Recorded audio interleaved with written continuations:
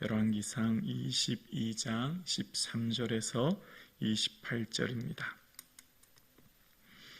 하나님의 말씀입니다. 함께 고백드리겠습니다. 미가야를 부르러 간 사신이 일러 이르되 선지자들의 말이 하나같이 왕에게 길하게 하니 청하건대 당신의 말도 그들 중에 한 사람의 말처럼 길하게 하라소서.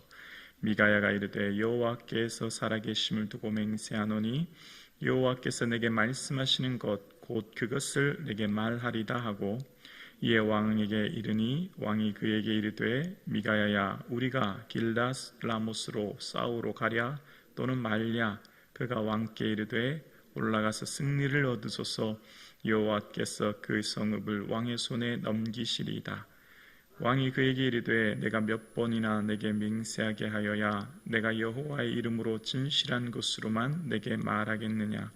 그가 이르되 내가 보니 온 이스라엘이 목자 없는 양같이 산에서 흩어졌는데 여호와의 말씀이 이 무리에게 주인이 없으니 각각 평안히 자기 집으로 돌아갈 것이니라 하셨나이다. 이스라엘의 왕이 여호사밧 왕에게 이르되 저 사람이 내게 대하여 길한 것은 예언하지 아니하고 흉한 것을 예언하겠다고 당신에게 말씀하지 아니하였나이까. 미가야가 이르되 그런즉 왕은 여호와의 말씀을 들으소서.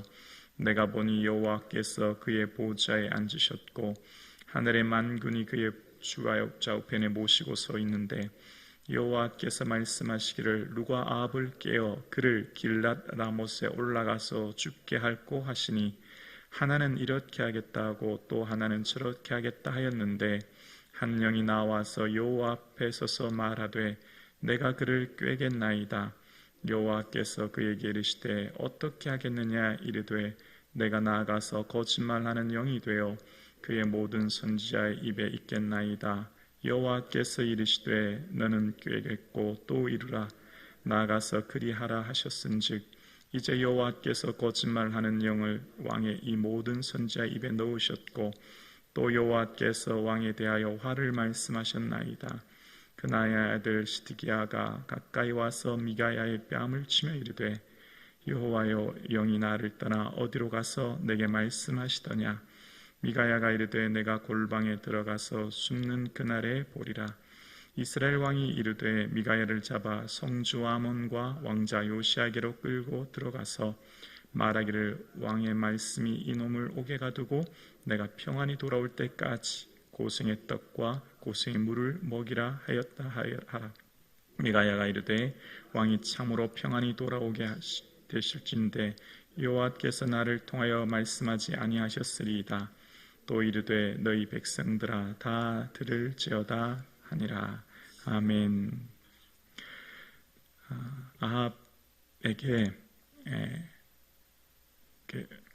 아합은 고위 관료를 미가야에게 보냅니다. 사신이라고 하는데요. 그 사람을 보내게 되는데 그때 온 사신이 미가야 선지자에게 얘기합니다.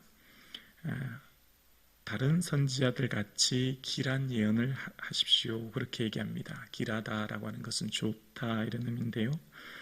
그러니까 이런 의미죠. 왕의 심기를 건드리지 마십시오. 왕의 듣기 좋은 말을 예언하십시오. 그런 지금 주문을 하는 거예요. 왜냐하면 400명의 선지자가 다 지금 그렇게 하고 있는데 굳이 왜 하필 당신이 흉한 예언을 할 필요 있느냐, 그런 의미로 이야기하는 겁니다. 그리고 난 때 미가야 선지자는 나는 하나님이 내게 말씀하시는 것만 말하겠다 그렇게 이야기하고, 근데 웬일인지 미가야 선지자가 아합 왕이 물을 때 내가 올라가서 싸우라 말랴 물었을 때 올라가십시오. 승리를 얻으십시오. 그 성읍을 왕의 손에 하나님이 넘기십니다. 이제 그런 얘기를 하는 겁니다. 근데 이 말이 듣고 난 뒤에 이 아합은 미가야의 말투를 알아차리는 겁니다. 그러니까 미가야가 지금 한 이 말이 예언의 뉘앙스가 굉장히 내소적이고 비꼬듯이 다른 선지자를 따라하듯이 했다는 것을 이제 알아차린 겁니다. 그러니까 이 우리말에서도 참 잘한다라는 말과 참 잘한다라는 말의 뉘앙스가 다르듯이 지금 이 말이 이 아합에 듣기에는 미가야 선지자가 하는 참말이 아닌 것을 알아차리고 내가 몇 번이나 맹세하여 여호와의 이름으로 진실한 것만 말하겠느냐 다시 묻게 되죠. 그러니까 비로소 이제 미가야 선지자가 예언의 말을 17절에 합니다. 온 이스라엘은 목자 없는 양같이 흩어질 것입니다. 그런데 이 무리는 다 평안히 집으로 돌아갈 것입니다. 목자 없는 양이면 더 고생하고 더 어려움을 당해야 되는데 오히려 더 평안히 집으로 돌아간다. 오히려 이 아합 왕의 죽음이 이 백성들에게 더 평안하게 될 것이다. 이런 예언을 하는 겁니다. 그랬더니 이스라엘 왕 아합이 여호사밧 왕에게 보십시오, 저 사람이 또 다시 길한 예언, 좋은 예언하지 않고 또 흉한 예언을 합니다. 그렇게 얘기하고 난 뒤에 19절부터 22절까지는 좀 난해한, 이해하기 조금 어려운 내용이 나오는데요.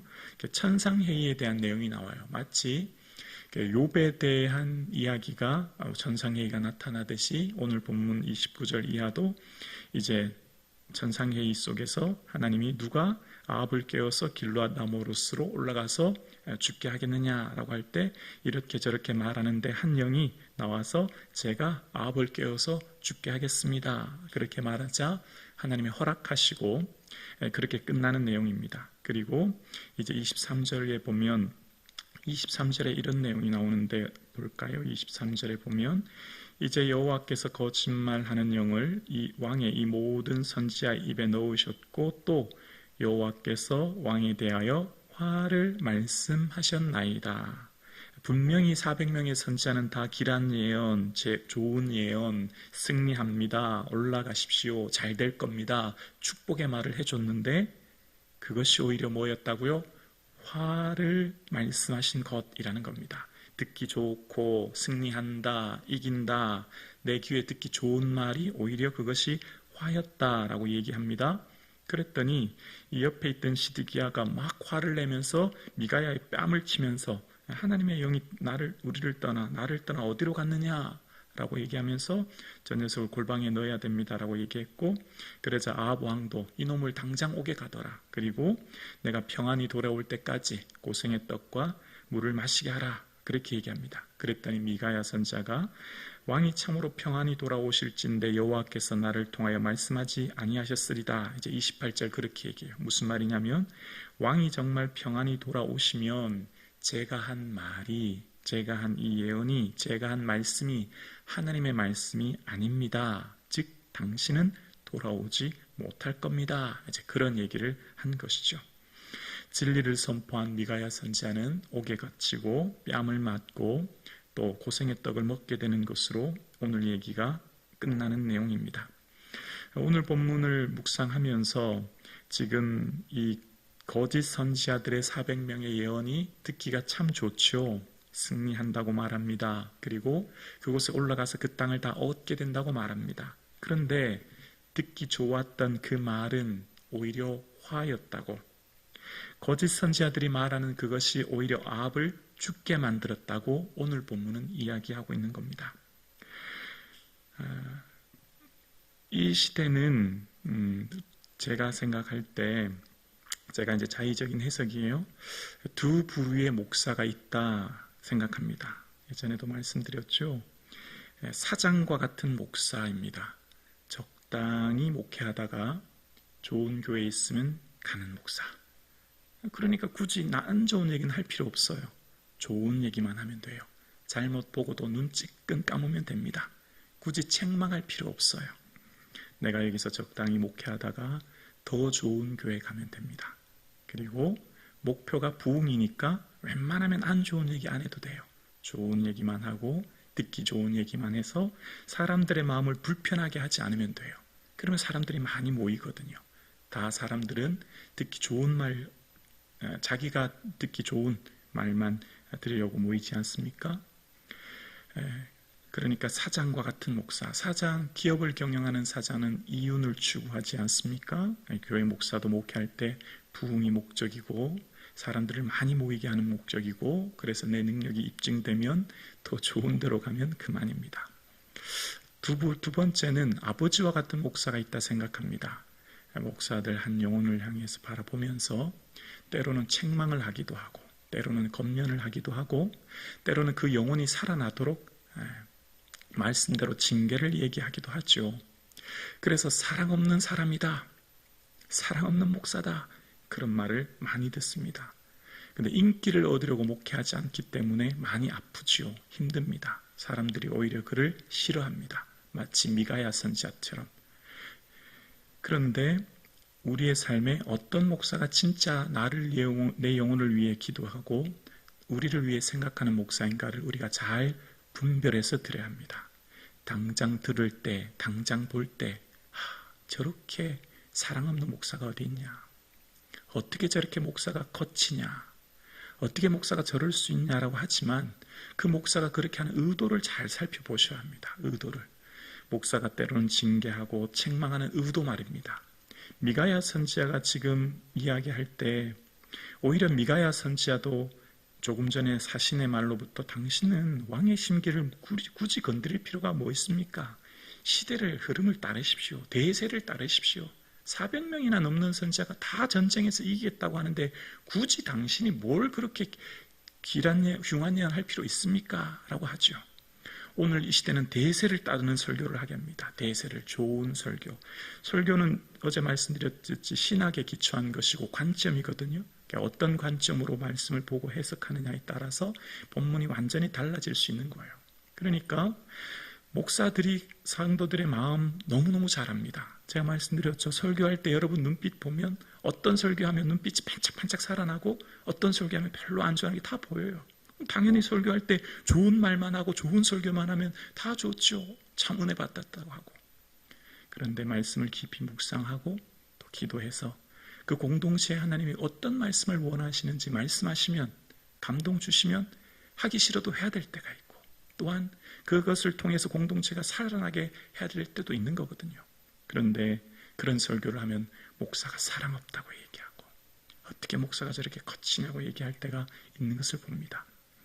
여러분, 우리가 어떤 말을 듣고 어떤 일을 할 때 그 동기를 잘 살펴야 되죠. 그렇게 말하는 동기 뭘까요? 사랑하기 때문입니다. 사랑하기 때문에. 진실되게 사랑하기 때문이에요. 목사가 마음이 제일 아픈 것 같아요. 이게 무슨 말이냐면 우리는 가족이잖아요. 가족. 교회는 가족이잖아요. 위에 연로하신 우리 권사님, 장로님, 어머니, 아버지시고 청소년부 자녀들은 자녀이고 형제 자매잖아요. 그런데 한 분 한 분을 위해서 기도하면 아프지 않은 인생이 없어요. 다 문제 있고 아프고 힘들어요. 마음이 너무너무 아프고 괴로워요. 목사만큼 괴롭고 고통스러운 직업이라고 할까요? 일은 없을 것 같아요. 사회생활 할 때 그냥 일만 하고 월급만 받으면 되잖아요. 그냥 적당히 일하고 월급 받으면 되지만 목사도 어쩌면 제일 편한 게 목사가 될 수 있고 제일 어려운 게 목사가 될 수 있을 것 같아요. 그냥 기도 안 하고 그냥 설교하고 살면 마음 편히 살지만 정말 엎드려서 기도하면 한 영혼 한 영혼을 향한 아픔이 느껴지거든요. 고통이 느껴지거든요. 그리고 그 영혼의 상태가 느껴져요. 지금 그 한 분 한 분의 영적인 상황이 깨달아져요. 그분에게는 말하지 못해요. 당신의 지금 영적인 상태가 이렇습니다. 큰일 나죠. 중보하게 하시거든요. 성령님은 절대 위로의 영이시지 책망하는 영이 아니에요. 그런데 책망은 어떻게 할까요? 공동체 전체를 향한 설교를 할 때 하는 거예요. 이해가 되시나요? 한 분 한 분에게 당신은 지금 이런 영적인 상태니 이렇게 하십시오라고 하지 않고요.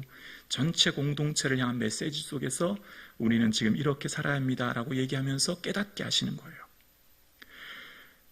영혼이 살게 하고 영혼이 생명을 얻게 하고 그 영혼이 일으키게 하기 위한 말씀인 거예요.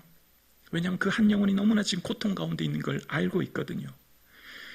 그걸 안다면 그 말씀 속에 아멘하고 내가 새롭게 일어서고 회복되어야 되는데 근데 반응이 그렇지 않을 때가 너무 많아요. 그렇지 않을 때가. 그렇게 반응이 나타나지 않을 때 더 고통스러워요.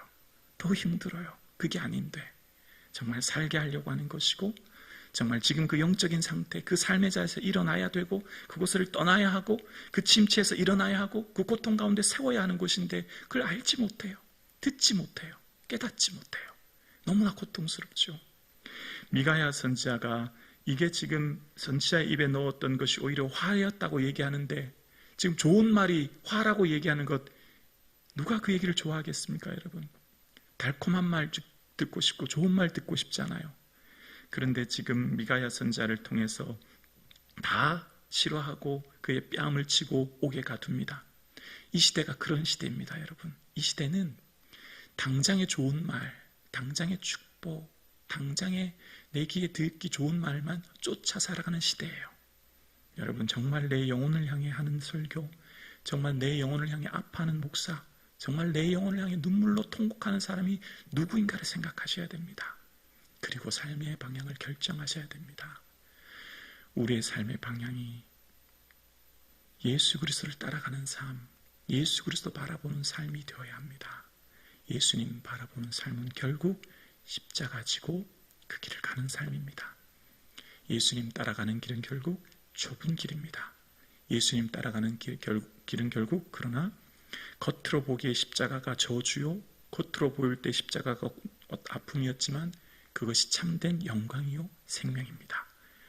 겉으로 보일 땐 때로는 우리를 책망하게 하는 것 같고 겉으로 볼 땐 우리를 아프게 하는 것 같지만 그것이 생명의 길임을 경험할 수 있는 저와 여러분 되기를 주의 이름으로 축원합니다.